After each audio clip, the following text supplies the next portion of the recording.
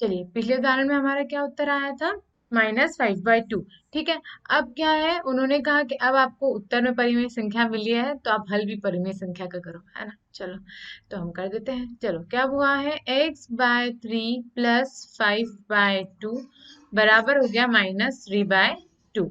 ठीक है, अब अब क्या होगा, सबसे पहला स्टेप हमारा क्या होता है कि हम करते हैं कांस्टेंट को एक तरफ और वेरिएबल को एक तरफ। वेरिएबल हमारे पास एक ही है तो ये हो गया x/3 बराबर -3/2। अब ये +5/2 है, इधर जाके किस में हो जाएगा, -5/2 में। ठीक है, अब देखिए x/3 बराबर माइनस माइनस, इधर से लिया माइनस कॉमन, तो ये हो जाएगा 3/2 + 5/2। ठीक है, अब क्या हुआ, x/3 बराबर 2 और 2 सेम डिनोमिनेटर। ठीक है, तो क्या हो जाएगा, एलसीएम तो लेना ही नहीं है हमें, तो 3 + 5 ये हो जाएगा 8/2। ठीक है, बराबर x/3 बराबर 2 1 जा 2, 2 4 जा 8, तो ये हो जाएगा -4। अब आई बारी दूसरे स्टेप की। दूसरे स्टेप में क्या कहते हैं कि जो कोफिशिएंट है उसका करना है हमें विभाजन। अब आपका क्या है, कोफिशिएंट 1/3 है, तो अब अगर जैसे 3 होता तो अपन क्या कर देते हैं 1/3, पर ये है 1/3 तो ये हो जाएगा 3/1।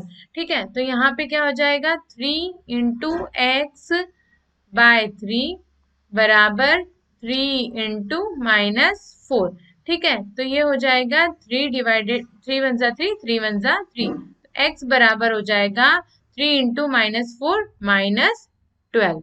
ठीक, आ गया आपका आंसर। ठीक है, चलिए अब नेक्स्ट एग्जांपल पे चलते हैं। चलो एग्जाम्पल 4 क्या कह रहा है, एग्जाम्पल 4 ऐसा कह रहा है 15/4 -7x बराबर 9। अब वही सबसे पहले क्या करेंगे, -7x यहीं कहीं, किसको, वेरिएबल को कर दिया हमने लेफ्ट हैंड साइड और राइट हैंड साइड ले जाएंगे हम कांस्टेंट को, तो ये 9 तो यही रहेगा, ये प्लस में है तो इधर जाके हो जाएगा -15/4। ठीक है, तो क्या हुआ, -7x बराबर, नीचे कुछ नहीं है मतलब 9 के नीचे कुछ नहीं है मतलब 1 है ना, तो इसका एलसीएम लिया 1 और 4 का एलसीएम क्या आया 4, तो 1 1 से 4 को डिवाइड करा तो 4 इंटू 9 तो ये हो जाएगा 36, माइनस 4 से 4 को डिवाइड करा तो 1 और 1 इंटू 15 तो ये हो जाएगा 15। ठीक है, अब देखिए क्या हुआ, -7x बराबर 36 में से गया 15 तो कितना बचेगा 21/4। ठीक, अब दूसरे स्टेप की बारी, क्या है अपने पास कोफिशिएंट -7। ठीक है, तो कोफिशिएंट क्या हो जाएगा 1, इसका करेंगे हम डिवाइड 1/7 -1/7 इंटू -7x बराबर, देखो माइनस लेना पड़ेगा ना, यहाँ पे देखो यहाँ -7 पूरा एक कोफिशिएंट है तो ये क्या हो जाएगा -1/7। ठीक है, ध्यान रखना माइनस प्लस का ध्यान रखना। ठीक है, अब यहाँ पे क्या हो जाएगा -1/7। ठीक है, और इंटू 21/4। अब देखो क्या हुआ, 7 1 7, 7 1 7, -1 इंटू -x तो हो गया x, x बराबर 7 1 7, 7 3 21। ठीक है, और -1 इंटू 3 तो ये हो जाएगा -3, 1 इंटू 4 तो ये हो जाएगा 4। आपका आंसर आ गया -3/4। ठीक, चलो अब आगे बढ़ते हैं। अब क्या है, ये तो हमने उदाहरण समझ लिए। अब रेखिक समीकरणों का अनुप्रयोग, मतलब इन समीकरणों का उपयोग करके हम क्या क्या चीजों में इसका इस्तेमाल कर सकते हैं। ठीक है, मतलब आपको बहुत सारी चीजें देते हैं कई बार के, वो लड़का था वो उसकी माँ से इतने साल छोटा था, वो उस समय इतना था, तो कैसे निकालोगे आप, तो क्या करते हैं हम इन इक्वेशंस को लगा के और उसका उत्तर बहुत आसानी से निकाल लेते हैं। देखिए कैसे, रेखिक समीकरण की उपयोगिता, जो इसकी खास उपयोगिता है वो है इसके विविध अनुप्रयोगों में। ठीक है, इसके एप्लीकेशंस में क्या होता है, संख्या, उम्र, परिधि या मुद्रा के रूप में प्रयोग होने वाले सिक्के व नोटों पर आधारित अनेक प्रकार की समस्याएं रेखिक समीकरण का उपयोग कर हल की जा सकती है। किससे हल करेंगे? रेखिक समीकरण का उपयोग करके हम क्या करेंगे, इसको बिल्कुल आसानी से हल कर देंगे। ठीक है, अभी लड़का कितना डर रहा है, आप बिल्कुल मत डरिए क्योंकि ये बहुत आसान है। ठीक है, थोड़ा सा समझना पड़ता है, बस समझ जाओ और हल कर लो। ठीक है, तो घबराना नहीं है। चलो इसको कैसे सॉल्व करेंगे, देखो इसको क्या, पहले जैसे हमने स्टेप सीखी थी सेम स्टेप इसकी भी है, इसकी भी सेम स्टेप पहले समझ लीजिए, तो हम इसके जो उदाहरण है वो हम आगे समझ लेंगे। ठीक है, और अच्छे से हल भी कर लेंगे। तो रेखिक समीकरणों के अनुप्रयोग में क्या होगा, सबसे पहला उन्होंने उदाहरण दिया है, ये एक ही उदाहरण है, मतलब बाकी हमें खुद सॉल्व करना है। अभी तो ये सब उन्होंने सॉल्व करके दे दिया कि आप सीख लो पहले अच्छे से, है ना। तो दो संख्याओं का योग क्या है, 74। आपके पास दो संख्या है, उसका योग क्या है, 74। ठीक है, उसमें से एक संख्या दूसरी संख्या से 10 अधिक है। कितनी, 10 अधिक है। तो हमने क्या करा, एक संख्या मान ली, छोटी संख्या मान ली x। ठीक है, और x से अधिक 10 है। ठीक है, तो मतलब एक संख्या 10 है और दूसरी संख्या, एक संख्या दूसरी संख्या से 10 अधिक है, मतलब x प्लस 10। अब इसका मतलब तो यही समझ में आ गया ना, क्योंकि अभी ये छोटी संख्या है और इसमें 10 प्लस हो गया तो ये बड़ी संख्या हो गई। ठीक है, और क्या बोला उन्होंने, इन दोनों का योग 74 है, मतलब x प्लस 10। ठीक है, बराबर 74। ठीक है, तो दूसरी शर्त क्या है, संख्याओं का योग क्या है, 74, मतलब x प्लस 10 बराबर 74। तो अब अपने को क्या मिल गया, ये x प्लस एक्स हो गया 2x प्लस 10 बराबर 74। ठीक है, इतना समझ आ गया। मतलब क्या करना है, पहले हमको प्रश्न को पढ़ना है, उससे बनानी है इक्वेशन। ठीक है, उसके बाद जैसे ही आप लीनियर इक्वेशन बनाएंगे और उसको करना है सॉल्व, जैसे हमने पहले सॉल्व किया था एज इट इज। क्या करेंगे, कांस्टेंट को दाएं पक्ष में पक्षांतरण कर देंगे। मतलब हमें इक्वेशन क्या मिली थी 2x प्लस 10 इक्वल टू 74। ठीक है, तो क्या हुआ, हमने लिख दिया, क्या करना है, कांस्टेंट को राइट हैंड साइड ले जाना है। तो ये है 74, अब कांस्टेंट क्या है 10, तो ये हो जाएगा -10। ठीक है, 2x बराबर 74 माइनस 10। ठीक, अब हमको क्या मिल जाएगा, 2x बराबर 64। ठीक, ये दूसरा स्टेप हो गया। पहले क्या था कि इक्वेशन रहती थी, आपको पहले स्टेप में ही कांस्टेंट को और वेरिएबल को अलग अलग करके शिफ्ट कर देना होता था। पर अभी क्या, यहाँ पे पहला स्टेप क्या होगा, पहले आपको इक्वेशन बनानी है, फिर आपको क्या करना है, कांस्टेंट को और जो वेरिएबल है उसको शिफ्ट करना है। ठीक है, मतलब कांस्टेंट को आप कर दो राइट हैंड साइड और वेरिएबल को कर दो लेफ्ट हैंड साइड। अब दोनों पक्षों को, इसमें भी वही कि देखो यहाँ पे किसका क्या कोफिशिएंट है 2, तो दोनों पक्ष में क्या कर देंगे आप, उसका विभाजन कर देंगे, भाग कर देंगे। तो क्या हो जाएगा अपने पास, ये हो जाएगा 1/2 इंटू 2x बराबर 1/2 इंटू 64। ठीक है, तो क्या हो जाएगा, 2 वन जा 2, 2 वन जा 2। ठीक है, x, और ये हो जाएगा 2 से हम इसको डिवाइड करेंगे तो ये हो जाएगा 32। ठीक है, तो x बराबर आपको क्या मिल गया 32, मतलब आपको मिल गई क्या, एक संख्या, है ना। कौन सी संख्या मिल गई, एक संख्या। चलो लिख देते हैं, एक संख्या आपके लिए क्या क्या हो गई 32। ठीक है, मतलब x बराबर 32। अब दूसरी संख्या क्या है, दूसरी संख्या क्या है, ये है x प्लस 10, मतलब x प्लस 32, अरे मतलब x, सॉरी यहाँ कर देते हैं 32 प्लस 10, तो ये हो जाएगी दूसरी संख्या आपकी 42। ठीक है, आया समझ में, मतलब एक संख्या हो गई आपकी 32 और दूसरी संख्या हो गई आपकी 42। ठीक, अर्थात अपेक्षित संख्याएं क्या है 32 और 42।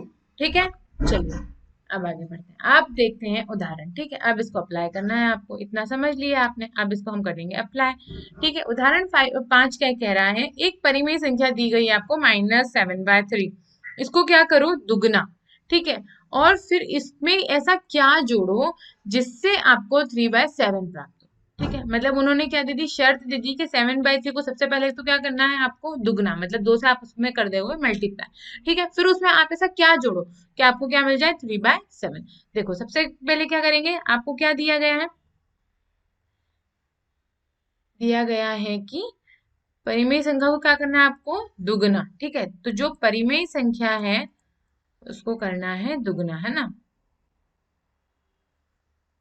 आप पूरा लिख लेना, है ना। तो ये हो जाएगा -7/3 इंटू 2। ठीक है, तो ये हो जाएगा क्या? -14/3। ठीक, अब क्या होगा? अब इसमें ऐसा क्या जोड़े, है ना। तो हम मान लेंगे, माना कि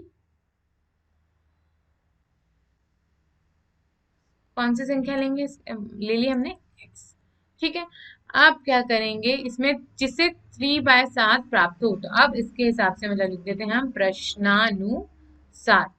ठीक है, प्रश्नानुसार क्या है कि -14/3 प्लस x बराबर क्या होगा? 3/7। अब क्या होगा?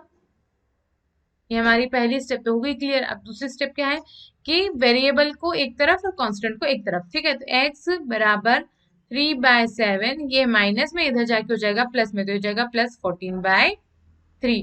तो ये क्या हो जाएगा? x बराबर 7 और 3 का अपन ने एलसीएम लिया, तो ये हो गया 21। ठीक है, 7 से 21 को डिवाइड करा तो कितना आया? 3। 3 इंटू 3 9।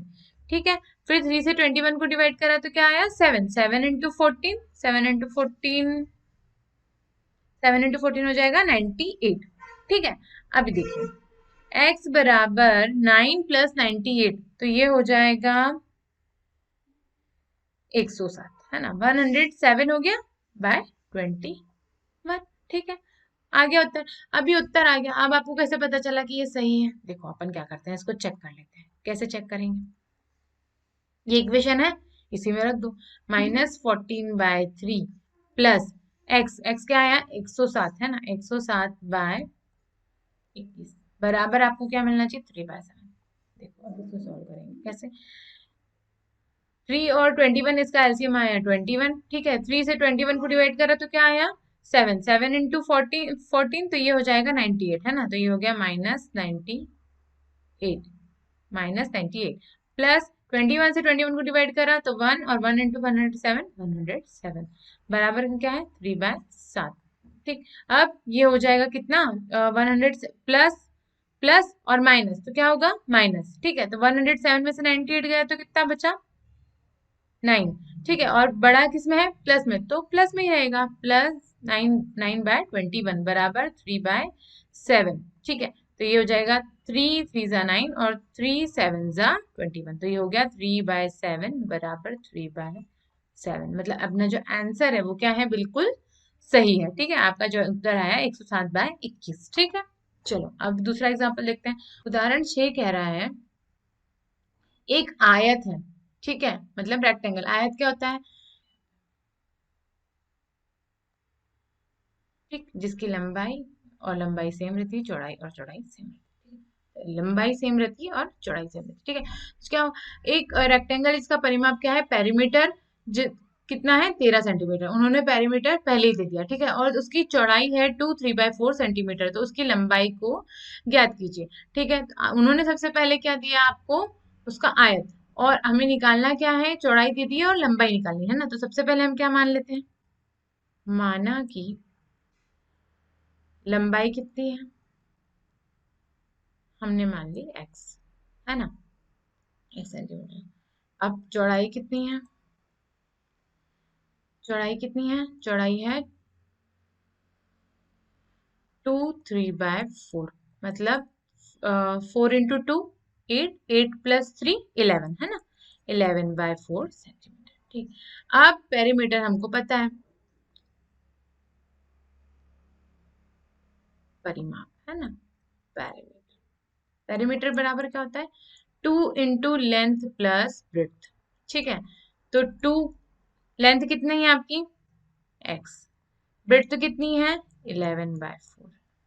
ठीक है, मिल गया आपको पेरीमीटर, है ना। पर प्रश्न के हिसाब से तो ये पेरीमीटर की आपको वैल्यू पता है 13 सेंटीमीटर, तो हम क्या लिख देंगे? प्रश्नानुसार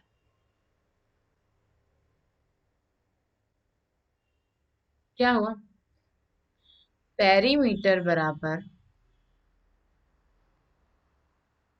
कितना है? 13 सेंटीमीटर है। ठीक है, तो पेरीमीटर की हमारी ये इक्वेशन है, तो आप इसमें क्या कर दो? आप उसका जो मान है यहाँ लिख दो, के मान आप पहली इक्वेशन रख दो, ठीक है। तो ये हो जाएगा 2 × x + 11/4 बराबर 13। हमने कहाँ से रखी है वैल्यू? हमने रखी इक्वेशन, ठीक है। अब क्या हुआ, टू ऐसा कैसा, ठीक है। चलो मल्टीप्लाई करेंगे, 2 × x तो ये हो जाएगा 2x प्लस 2 × 11/4 तो हो जाएगा 22/4, ठीक है, बराबर 13। अब क्या हुआ, 2x है ना, तो अब क्या करेंगे,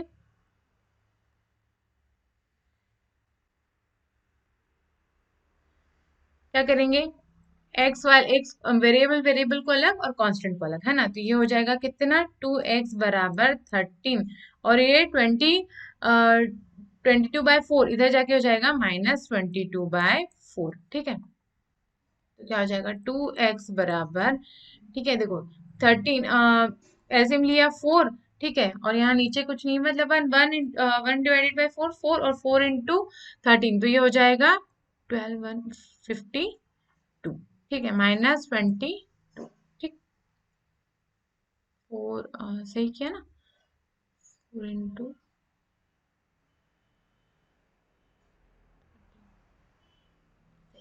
ठीक है। चलिए अब क्या हुआ, 2x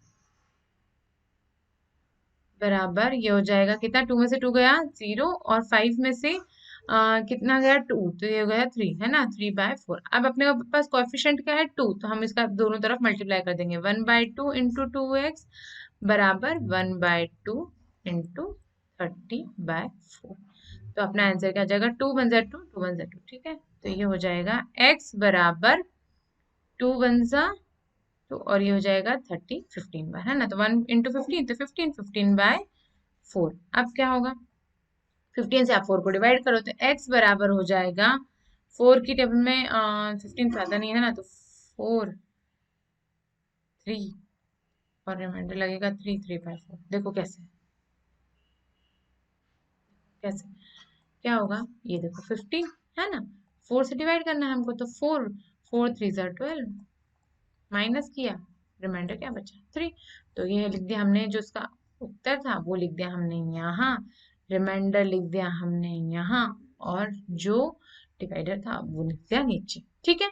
आया समझ में? अब आपका उत्तर क्या हो गया, 3 3/4। अब इसको करना है आपको चेक, अब आप कैसे करेंगे, क्या करो, इसमें इसी इक्वेशन में आप उसको रख दो, है ना। तो ये हो जाएगा, देखो 2x + 11/4, तो कैसे करेंगे, 2 x की जगह क्या आ गया, 3 3/4, तो कितना हो जाएगा, 4 × 3 12 12 + 3 15/4, है ना। तो ये हो जाएगा 15/4 + 11/4, है ना। तो ये क्या हो जाएगा, 2 × 6 और ये 26/4, ठीक है। तो ये हो जाएगा 2 1 2 2 2 4 और 26 क्या मिला, 26/2, है ना। फिर 2 से डिवाइड हो जाएगा, 2 1 2 2 13 26, ठीक है। तो आपको क्या उत्तर मिला, 13, और आपका पेरीमीटर क्या था, 13, ठीक है, आपको मिल गया 13। इसका मतलब आपका उत्तर क्या है, बिल्कुल सही, ठीक है। चलो अब क्या है,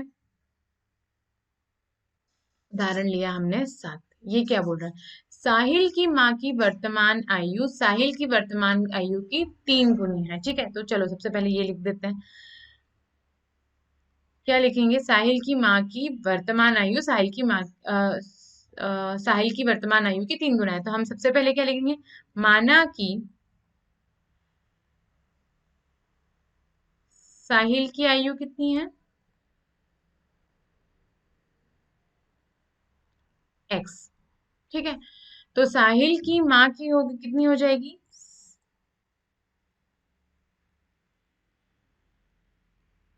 माँ की आयु कितनी हो जाएगी, 3 गुनी, है ना, वर्तमान आयु 3 गुनी है ना, तो ये हो जाएगा 3 गुनी, ठीक।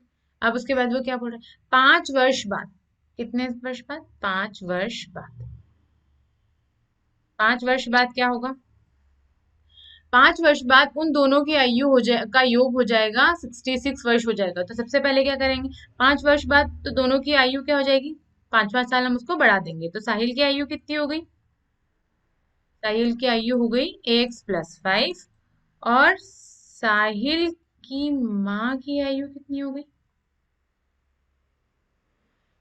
कितनी हो जाएगी 3x+5। ठीक है, अब देखो, अब प्रश्न के हिसाब से ना अपन देखते हैं, प्रश्नानुसार क्या होगा, साहिल की माँ की आयु और साहिल की आयु और साहिल की माँ की आयु का योग जो है वो 66 हो जाएगा। तो क्या करेंगे हम, x+5 प्लस 3x+5, ठीक है, बराबर कितना हो गया 66। ठीक है, अब क्या करेंगे, अब इसको कर देंगे हम हल, इक्वेशन हमारी बन गई है ना। तो ये हो जाएगा x+3x, तो क्या हो जाएगा 4x, 5+5 तो क्या हो जाएगा 10, तो 4x+10 बराबर 66। तो ये हो जाएगा 4x बराबर 66 प्लस 10, इधर आके हो जाएगा -10, और आपको क्या मिलेगा 4x बराबर 56। ठीक है, अब कैसे, अब क्या करेंगे, ठीक है, तो ये हो जाएगा 4x बराबर 56। ठीक है, तो ये हो गया x बराबर, या तो सिंपल आप 4 से डिवाइड कर दो, या फिर वही 1/4 इंटू 4x बराबर 1/4 इंटू 56। क्या है इस इक्वेशन में, इसका 4 क्या है, इसका कोफिशिएंट है। ठीक है, तो क्या हो जाएगा 1/4 इंटू 4x बराबर 1/4 इंटू 56। ठीक है, तो क्या हो जाएगा 4 1 4 4 तो 1 इंटू एक्स, तो ये हो जाएगा x बराबर 4 1 4, और ये हो जाएगा 4 1 और 4, ठीक है 14। तो साहिल की आयु अपने पास कितनी आ गई, देखो साहिल की आयु कितनी आ गई, x बराबर 14 साल। ठीक है, और ठीक है, और साहिल की माँ की आयु कितनी हो गई, माँ की आयु बताओ कितना, 3x, तो 3x तो मतलब 3 × 14, तो ये हो जाएगा 42। ठीक है, तो साहिल की आयु और साहिल की माँ की आयु दोनों हमने निकाल ली। ठीक है, अब क्या होगा, ये आप इसको यहाँ देख लो, चेक कर लो एक बार, कैसे करोगे, देखो हाँ, x+5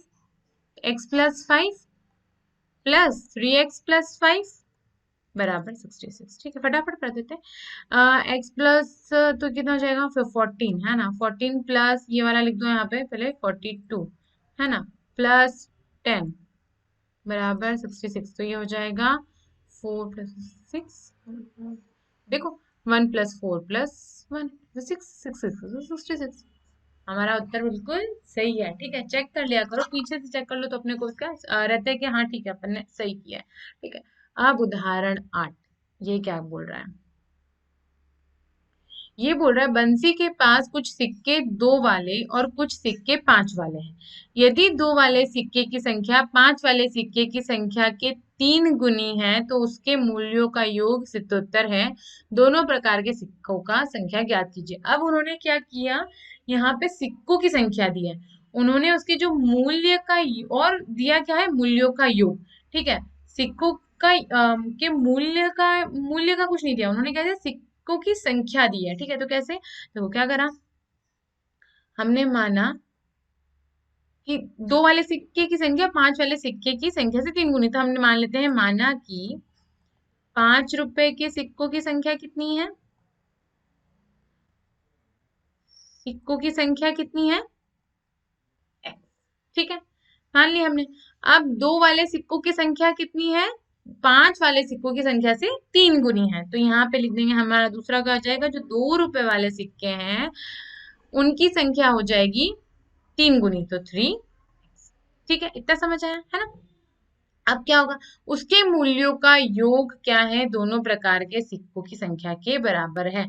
तो पहले हम क्या निकालेंगे, इनके मूल्यों का योग। तो हम निकालेंगे सबसे पहले 5 रुपए की सिक्के की संख्या का मूल्य, है ना, सिक्के की संख्या का मूल्य कितना है, 5 इंटू एक्स। ठीक है, ऐसे ही करते हैं। अगर आपको बोले कि मतलब 10 रुपए के सिक्के हैं और ना 10 हैं, तो 10 इंटू 10 तो कितना हो जाता है, 100, तो मूल्य आ जाता है ना। तो ऐसे ही क्या करा हमने, 5 रुपए के सिक्के हैं तो 5 रुपए के सिक्के और कितने हैं, एक्स, तो 5 इंटू एक्स। ठीक है, उसी तरह 2 रुपए के सिक्के का मूल्य निकालो। 2 रुपए के सिक्के का मूल्य क्या हो जाएगा, 2 इंटू 3 एक्स। ठीक है, 2 इंटू 3 एक्स, तो क्या हो जाएगा, 6 एक्स। ठीक, ये हो जाएगा 5 एक्स और ये हो गया 6 एक्स, दोनों के मूल्यों का योग आ गया। अब हमारे पास उनका कुल योग भी तो है, तो क्या हुआ, प्रश्नानुसार, प्रश्नानुसार क्या हुआ, प्रश्नानुसार ये हुआ कि 5 एक्स प्लस 6 एक्स बराबर 77। ठीक है, उन्होंने क्या दिया है कि उनके मूल्यों का योग क्या है, 77। तो 5 मिल गई हमें इक्वेशन। ठीक है, अब क्या हुआ, 5 एक्स प्लस 6 एक्स, यहाँ पे कोई दूसरा कांस्टेंट तो है नहीं, देखो दोनों ये दोनों वेरिएबल हैं, तो 5 एक्स प्लस 6 एक्स हो गया 11 एक्स प्लस बराबर 77। तो क्या हो जाएगा, हमारा कोफिशिएंट क्या है, 11, तो ये हो जाएगा 1/11 इंटू 11 एक्स बराबर 1/11 इंटू 77। तो क्या हो जाएगा, 11 वन जा 11, 11 वन जा 11, 11 11 7 तो हमारा जो आंसर है वो आ गया x बराबर 7। ठीक है, x बराबर 7 आ गया। अब क्या हुआ, इसका मतलब 5 रुपए, 5 रुपए की संख्या, 5 रुपए के सिक्कों की संख्या कितनी हो गई, की संख्या कितनी मिली, x, x बराबर 7। और अब 2 रुपए की सिक्कों की संख्या कितनी होगी, 3x, मतलब 3 इंटू 7 बराबर 21। तो 5 रुपए की संख्या, सिक्कों की संख्या कितनी है, 7, और 2 रुपए की सिक्कों की संख्या कितनी है, 21। ठीक, आगे आपको उत्तर आपको ये निकालना था, दोनों प्रकार की सिक्कों की संख्या आपको ज्ञात करनी थी। अब देखो ये सही है कि नहीं है, देखो क्या हुआ, 5x है ना, तो 5 इंटू 7 प्लस 6 इंटू 21 बराबर होना चाहिए आपका 77। अब देखो 5 इंटू 7 तो हो जाएगा 35 प्लस 6 इंटू 21, तो 6 और 120, 2 लिखेंगे यहाँ पर। कितने आपको तो ये दे दिया ना, 2 रुपए के कितने सिक्के हैं, 21, तो ये हो जाएगा 2 इंटू 21, तो ये हो जाएगा 2 और 42, है ना। देखो ये देखो, ये हम गलती हो गई ना यहाँ पे, देखो देखो 5 रुपए की संख्या कितने हैं, 7, और 2 रुपए की संख्या कितने हैं, 21, बराबर आपको मिलना चाहिए सही उत्तर। ठीक है, तो ये हो जाएगा 35 और ये हो जाएगा 42 बराबर 77, है ना।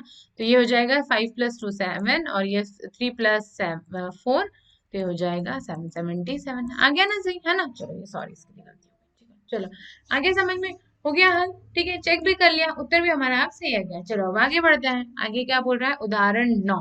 ठीक है, उदाहरण 9 क्या बोल रहा है, उदाहरण 9 कह रहा है कि यदि 11 के 3 लगातार गुणजों का योग 363 है तो उन्हें ज्ञात कीजिए। ठीक है, तो अब क्या करेंगे, सबसे पहले उसके गुणज निकालेंगे, है ना। तो माना कि 11 का गुणज,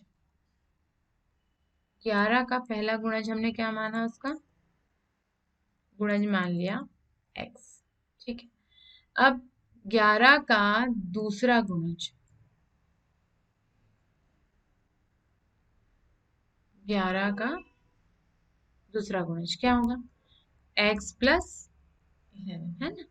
और तीसरा गुणज, अब तो आपको समझ आ गया होगा कि तीसरा गुणज क्या होगा, उसका मल्टीपल है तो उसमें क्या होगा, 11 11 प्लस ही होगा, है ना। तो ये हो जाएगा x + 11 + 11, तो ये हो जाएगा x + 22।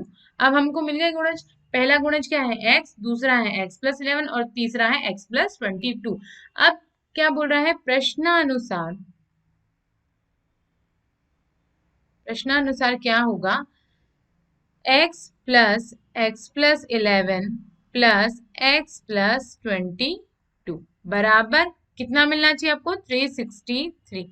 आप लोग साथ में कर रहे होंगे, है ना, करना भी प्लीज।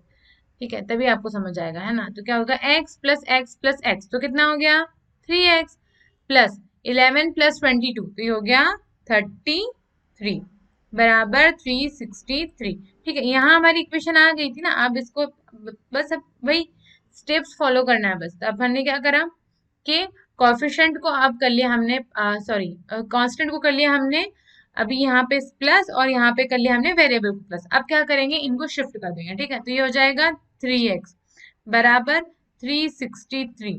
ठीक है, ये प्लस में है, 33 प्लस में है, तो ये हो जाएगा -33 बराबर में क्या हो गया 3x बराबर 330।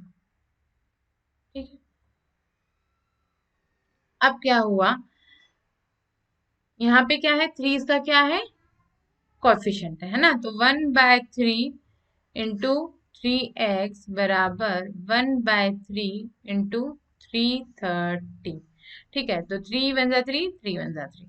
ठीक है, तो क्या मिल गया आपको, 1 3 जा 1 इंटू एक्स, तो ये हो जाएगा x बराबर 3 वन जा 3, ये हो जाएगा, इसको डिवाइड करेंगे तो 110। तो आपको 1 इंटू 110, तो ये हो जाएगा 110। अब मिल गई आपको x की वैल्यू। ठीक है, मतलब पहला गुणज आपको पहला पहला गुणज आपको मिल गया। ठीक है, यहाँ लिख देते हैं 1 है ना। तो पहला गुणज आपको मिल गया। तो पहला पहला गुणज क्या हुआ, देयरफॉर पहला गुणज हो गया x मतलब 110। अब बारी आई दूसरे की।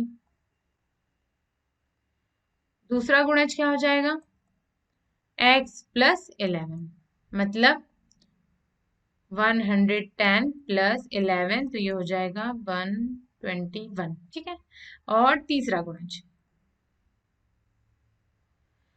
गुणज क्या होगा, x प्लस 22 बराबर 110 प्लस 22 बराबर 2, और 2 प्लस 1 3, और ये हो जाएगा 132। ठीक है, मतलब हमको पहला गुणज भी मिल गया, दूसरा भी मिल गया, तीसरा भी मिल गया। हमको ये तो निकालना था, आ गया हमारा आंसर। ठीक है, अब इसको एक बार और चेक कर लो। तो क्या हो जाएगा, 110 प्लस 121 प्लस 132 बराबर आपको क्या मिलना चाहिए, 363। ठीक है, तो देखो इसको प्लस करो, 1 प्लस 3, 3 प्लस 2 6, और ये 1 प्लस 3, 363। ठीक है, आ गया उत्तर हमारा, है ना। उत्तर हमारा पहले आ गया था, मतलब हमने कर लिया इसको चेक। ठीक है, ताकि हमारा जो आंसर आया है वो हम कंफर्म कर ले कि वो आया है सही। ठीक है, चलो आगे देखते हैं। चलो उदाहरण 10वां क्या कह रहा है, ये कह रहा है कि दो पूर्ण संख्याएं हैं जिसका अंतर क्या है 66, और उनका रेशियो है 2:5। तो संख्या ज्ञात कीजिए। अब कोई संख्या तो दी नहीं है, तो फिर कैसे लेंगे, इसके लिए ले लेंगे हम रेशियो का इस्तेमाल करेंगे। तो हम क्या है, यदि उन्होंने क्या दिया है, अगर ऐसे रेशियो दे दिया और कुछ और नहीं दिया है, तो आप क्या करो, एक संख्या को मान लो, एक उस संख्या को तो क्या मान लो जिससे जो रेशियो दिया है उसमें कर दो एक्स एक्स का मल्टीप्लाई। कैसे, देखो देखते हैं। प्रश्न के हिसाब से क्या हो गया कि उसका जो अनुपात है दिया गया, क्या है हमें दिए गए अनुपात के अनुसार, अनुपात के अनुसार जो दो पूर्ण संख्या है, अनुपात के अनुसार एक पूर्ण संख्या क्या होगी, एक पूर्ण संख्या हो जाएगी 2x, और दूसरी पूर्ण संख्या हो जाएगी 5। ठीक है, मतलब आपको अगर दे दिया है ऐसे कोई रेशियो, तो आप ऐसा कर सकते हैं, है ना। तो ये हो जाएगा 2x, और ये हो जाएगा 5x। अब क्या है, दो पूर्ण संख्याओं का अंतर क्या है 66। तो आपको क्या निकालना है, संख्या। अब प्रश्नानुसार उन्होंने क्या दिया है, चलो ले आए हम इक्वेशन, देखो कैसे लाएंगे। अब ये तो समझ आ गया 2x है 5x है, तो बड़ा बड़ा जो बड़ी संख्या होगी वो कौन सी होगी 5x। तो 5x माइनस 2x बराबर हो जाएगा 66। तो 5 माइनस 2, ठीक है, तो ये क्या हो जाएगा। अब इसमें क्या है, इसमें भी वेरिएबल, दो वेरिएबल है, कांस्टेंट एक ही है ना। तो 5 माइनस 2x हो जाएगा 3x बराबर 66। अब नेक्स्ट स्टेप हमारा क्या होगा, कि जो उसका कोफिशिएंट है उसका करना है हमको डिवाइड। तो ये हो जाएगा 1/3 इंटू 3x बराबर 1/3 इंटू 66x। दोनों दोनों साइड डिवाइड करना है ना। तो ये हो जाएगा 3 1 3 3 1 3 है ना। तो 1 इंटू 1x, तो ये हो जाएगा x बराबर, देखो 3 की 3 से 3 1 3 और ये 3 2 6 3 2 6, तो ये हो जाएगा 22। ठीक है, अब अपने पास एक संख्या आ गई, नहीं संख्या नहीं आई है अभी, अपने पास x की वैल्यू आ गई 22। ठीक है, तो इसके हिसाब से क्या होगा, जो पहली संख्या है देयरफॉर हमको क्या मिल गई, पहली संख्या, पहली संख्या क्या है 2x है ना। तो ये हो जाएगा 2 इंटू 22, तो ये हो जाएगा 44। ठीक है, और दूसरी संख्या क्या हो जाएगी, दूसरी संख्या है 5x, मतलब 5 इंटू 22, तो ये हो जाएगा 10 110। ठीक है, पहली संख्या भी आ गई और दूसरी संख्या भी आ गई, और हमें यही तो संख्या ही तो ज्ञात करनी थी। अब ये उत्तर सही है कि नहीं, देखो कैसे चेक करते हैं, अब यहाँ पे चेक कर लेते हैं क्या होगा। इन दोनों का जो माइनस है ना, 110 माइनस 44, आपको क्या मिलना चाहिए 66।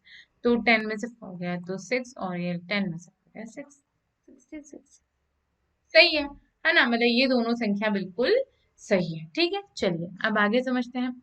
चलो उदाहरण 11वां क्या कह रहा है, उदाहरण 11वां कह रहा है देवेशी है, उसके पास 50 रुपए, 20 रुपए और 10 रुपए के नोट हैं, कितने 25। ठीक है, मतलब उसके पास तीन तरह के नोट है और तीनों के नोट के नंबर कितने हैं 25, मतलब टोटल नोट उसके पास है 25। अब उनका योग, कुल योग है 590, मतलब जो उसका मूल्यों का जो योग है वो है 590। यदि 50 और 20 नोटों की संख्या का अनुपात 3:5 है, तो प्रत्येक प्रकार के नोटों की संख्या ज्ञात कीजिए। मतलब उन्होंने नोटों की संख्या नहीं दी है ना, अब उन्होंने क्या करा, उन्होंने जो टोटल संख्या है नोट की वो बता दी है, और उसका 50 और 20 का नोट की संख्या का क्या बता दिया, उन्होंने अनुपात बता दिया है ना। तो अब क्या करेंगे, जैसे अभी बताया था, जब कोई अनुपात आपको दे दे तो आप क्या करेंगे, चलो दिए गए अनुपात के अनुसार,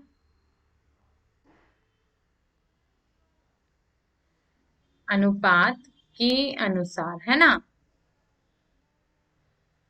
अनुसार क्या होगा, 50 रुपए के नोट कितने हो गए, 50 रुपए के नोट हो गए 50 के ना, 50 के हो गए 3x है ना। देखो कैसे, इधर देखना है ना, 50 रुपए के ये, और ये बाय 20, तो ये इसके हैं 5। ठीक है, नहीं तो क्या होता है, जो पहले रहता है उसका ऊपर वाला संख्या और जो पीछे वाली है उसकी नीचे वाली संख्या है ना, तो 3/5। अब क्या 20 रुपए के नोट है ना, 20 रुपए के नोट, 20 रुपए के नोट कितने हुए 5x। ठीक है, अब क्या हो गया, 50 रुपए के नोट और 20 रुपए के नोट, इनका अनुपात हो गया, चलो अनुपात के हिसाब से क्या हो गया 3x, और ये हो गया 5x। ठीक है, अब क्या करो, अब आप ले लो इन दोनों के नोट, ठीक है, अब आप निकालो 10 रुपए के नोट। 10 रुपए के नोट के हिसाब से कैसे निकालोगे, ये हो जाएगा 25। ठीक है, टोटल संख्या कितनी है, टोटल नोट कितने 25, माइनस 3x प्लस 5x। ठीक है, तो ये हो जाएगा 25 माइनस 8x। ठीक है, क्या मिल गई, 10 रुपए की नोट की संख्या 25 माइनस 8x। ठीक है, आगे समझ, देखो अब क्या हुआ, ये भी निकाल लिया हमने, ये भी निकाल, अब इसका योग है ना। तो अब क्या करेंगे, अब इनकी सबसे पहले ये तो नोट लिख ले, आप प्रश्न के हिसाब से इनका मूल्य निकालते हैं। इसका मतलब देयरफॉर 50 रुपए, 50 रुपए के नोट के मूल्य कितने हुए, नोट के मूल्य कितना हुआ 50 इंटू 3x। ठीक है, 20 रुपए के कितने हुए, 20 रुपए के हो गए 20 इंटू 3x लिखना है ना, 50 इंटू 3x, और ये हो जाएगा 5x बराबर, ये हो जाएगा 150x बराबर हो जाएगा आपका 20 इंटू 5x, तो ये हो जाएगा 100x, और ये हो जाएगा 10 रुपए के नोट के कितने सिक्के हो जाएंगे, के मूल्य हो जाएंगे, ये हो जाएंगे 25 माइन 10 इंटू है ना, बराबर, सॉरी, 10 इंटू 25 माइनस 8x। ठीक है, देखो 10 है ना, तो ये हो जाएगा 250 माइनस 10 इंटू 8x, ये हो जाएगा 80x। ठीक है, मिल गया हमको सबका मूल्य। अब क्या करेंगे, हम प्रश्नानुसार इसका योग कर देंगे अनुसार। ठीक है, क्या हो जाएगा इसका योग, 150x plus 100x plus 250 minus 80x। ठीक है, बराबर ये हो जाएगा 590। ठीक है, इनका योग कितना है, 590।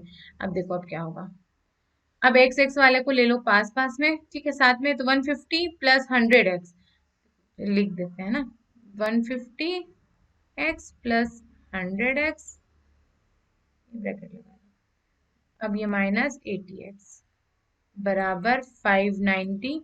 ये प्लस में इधर जाके हो जाएगा माइनस में, माइनस 250। ठीक है, अब क्या होगा देखो, अब क्या होगा, अब ये हो जाएगा 150 प्लस 100, तो ये हो जाएगा, चलो हम 100 में से 80 गया तो 20, और 20 में अपन ने कर दिया 150 का प्लस, तो ये हो जाएगा 170x है ना, बराबर 590 में से 250 गया तो ये हो जाएगा 340 है ना, 340।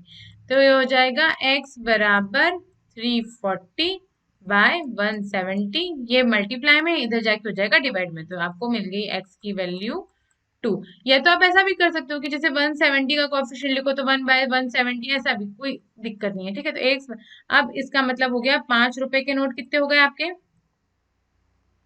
5 रुपए के नोट हुए हैं 3x है ना, तो 3 इंटू 2, तो ये हो जाएगा 6। 2 रुपए के कितने हैं, 5x, 5x, तो ये हो जाएगा 5 इंटू 2, तो 10। ठीक है, और 10 रुपए के कितने हैं, 10 रुपए के नोट, नोट है कितने, 25 माइनस 8x है ना, 25 माइनस 8x, इसको यहाँ कर लेते हैं,